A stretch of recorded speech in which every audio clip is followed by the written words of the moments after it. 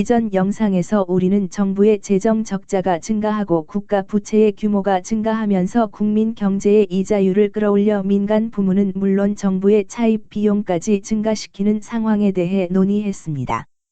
이 비디오 강의를 보기 전에 여기 보이는 이 영상을 시청했어야 합니다. 채권 시장과 금리 결정에 대한 소개 영상뿐만 아니라 확장적 재정 정책의 크라우딩 아웃 효과에 대한 영상도 보셔야 합니다. 이번 영상에서는 국가 채무 증가와 정부의 재정 적자 규모의 확대가 민간 부문이 직면한 금리나 차입 비용을 실제로는 증가시키지 못할 수 있는 몇 가지 상황을 살펴보려고 합니다. 다시 말해, 우리는 정부가 시행하는 확장적 재정 정책에 따른 크라우딩 아웃 효과의 발생 가능성을 평가하려고 합니다. 이 강의에 도움이 되도록 구글 퍼블릭 데이터 익스플로러에서 얻은 몇 가지 데이터를 살펴보기로 하겠습니다.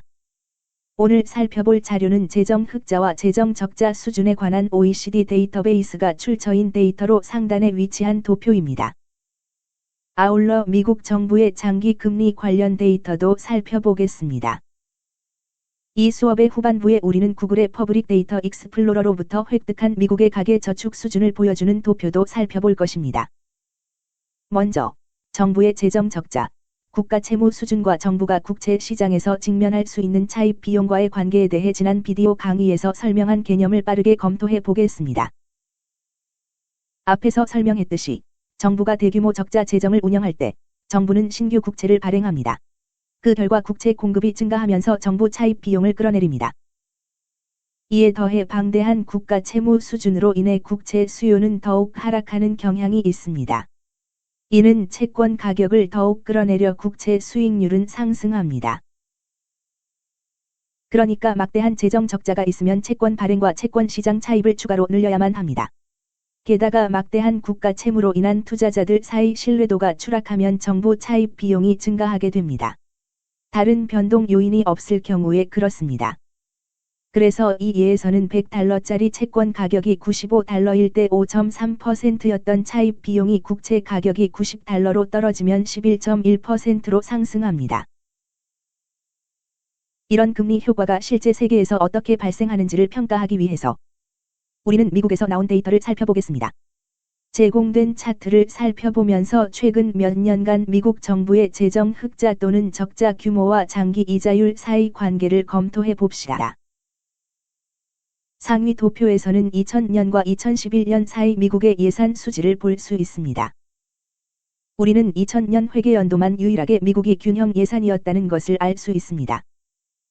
그때 이후 매년 미국은 정부 지출액이 세수를 초과하는 재정 적자 상태였습니다. 금융위기로 알려진 2008년 대침체 이후 미국의 재정 적자는 확대되었습니다. 당시는 오바마 재임 기간으로 확장적 재정 정책을 추진하면서 국가 부채가 증가했고 재정 적자는 약 1조 5천억 달러까지 증대되었습니다. 당시 확장적 재정 정책을 오바마 부양책이라고 합니다. 8천억 달러 규모의 감세와 정부 지출 확대를 위한 재원 마련을 위해 미국 정부는 새로운 부채를 떠안았습니다.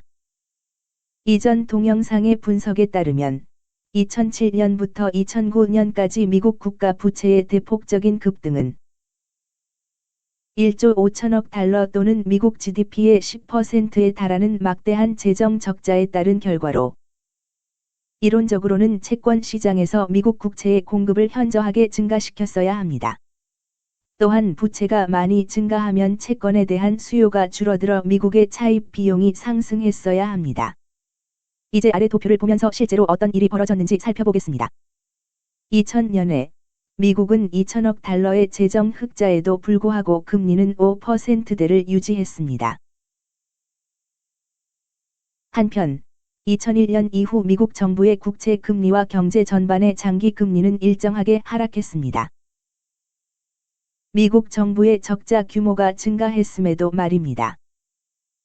2009년 미국 재정 적자가 1조 5천억 달러에 달하는 시기에 미국의 금리는 10년 만에 최저치에 도달하여 3% 안팎을 맴돌았습니다. 자, 문제는 이게 어떤 현상일까요? 채권시장 분석에서 당위론적으로 말하는 것과는 다르게 국가 채무 확대와 재정 적자 증가가 금리 상승을 견인하지 못하고 있는 것은 어떻게 된 걸까요? 다시 말해 2008년 오바마 행정부가 확장적 재정 정책 시행했는데도 왜 크라우딩 아웃 효과가 발생하지 않은 건가요? 그뿐만 아니라 지속적인 재정 적자로 인해 2008년을 앞두고 몇 년간 재정 적자와 국가 채무가 계속 확대되었는데도 말입니다. 이 질문에 대한 답은 조금 복잡하지만 다음 도표에 몇 가지 증거가 있습니다. 이 도표에서는 미국 가계의 저축률을 확인할 수 있습니다. 저축은 가계가 벌어들인 소득으로 정의되지만 국내에서 생산된 재화나 수입품 소비에 사용하지 않거나 세금으로 납부되지 않는 소득으로 정의됩니다. 다시 말해 이것은 은행에 예치된 전체 저축과 미국 가계의 전체 투자를 나타냅니다. 2000년에서 2007년 사이 몇 년 동안의 저축률을 살펴보도록 하죠. 이 기간의 저축률은 매우 낮았습니다. 평균 저축률은 소득의 2.5% 정도였습니다. 이것은 미국인들이 벌어들인 100달러마다 2달러 50센트만 국채를 포함한 저축이나 투자에 투입되었다는 뜻입니다. 그래서 우리가 알고 싶은 것은 왜 저축률이 갑자기 2배로 증가하던 2007년에 미국 경제의 금리가 계속 하락했냐는 겁니다. 보시다시피 2007년에 미국의 저축률은 2.5%에 불과했지만 2008년에는 5.5%로 2배 이상 증가했습니다. 이는 미국 가정의 저축과 투자가 추가로 증가하여 수천억 달러에 달했다는 것을 의미합니다. 그리고 놀랄 것도 없이 그것으로 미국 국채에 대한 투자가 대폭 증가했다는 말입니다. 미국 국채는 가계가 돈을 넣어두기에 안전한 자산으로 여겨집니다. 2008년 금융위기 당시 미국이 경험한 것과 같은 경기 후퇴기에 가계는 안전한 자산에 대한 저축을 늘리기를 원합니다. 아울러 경기 후퇴기에는 국채 이외의 가계가 다른 자산에 투자하는 것은 덜 매력적으로 보입니다. 예를 들어 재화와 용역에 대한 수요가 감소하면 상장 회사의 주식에 투자하는 것이 위험할 수 있습니다. 이러한 기간 동안 가계는 자기 돈을 안전한 자산에 넣어두길 원합니다. 그러한 자산 중 하나가 미국 국채입니다. 그 점이 대규모 재정 적자와 국가 부채가 증가하는 기간에도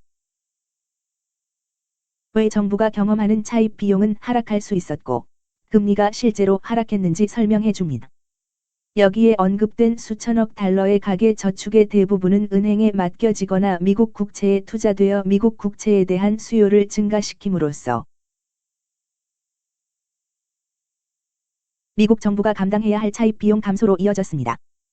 아울러 크라우딩 아웃 효과를 다룬 영상에서 언급된 대부 자금 시장에 대해 말해보자면 저축의 증가가 민간 은행 부문의 대부 자금 공급을 증가시켜 가계와 기업을 비롯한 민간 부문의 차입 이자율을 끌어내린 겁니다. 이번 동영상에서 설명한 근거에 따라 민간 부문의 차입 비용 상승이나 정부의 차입 비용 증가를 초래하지 않고도 정부가 재정 적자와 부채를 확대할 수 있었습니다. 완전 고용기간이나 경제 성장기에는 이런 일이 일어나지 않을 가능성이 크지만 경기 침체기 가계 저축률이 높아지고 주식 시장에서 주식이나 기업의 실적이 낮아지는 등 대체 자산의 소구가 감소하면 정부 부채에 대한 국채 투자가 소구력 있는 투자가 될 공산이 큽니다. 미국, 독일, 영국 스위스와 같은 안정적인 거대 경제에서는 2008년 금융위기로 알려진 대침체 기간의 자국 국채에 대한 금리가 실제로 하락했습니다. 국가 채무와 재정 적자가 증가했음에도 말입니다. 이는 크라우딩 아웃 효과 이론과 배치됩니다. 다만 크라우딩 아웃 이론에서는 경기 후퇴기에 정부가 확장적 재정 부양책을 시행하면 국채 공급의 증가로 인해 국채 수요가 감소하면서 민간 투자가 크라우딩 아웃, 즉 잠식되면서 정부의 재정 확대 효과가 감소한다고 말합니다.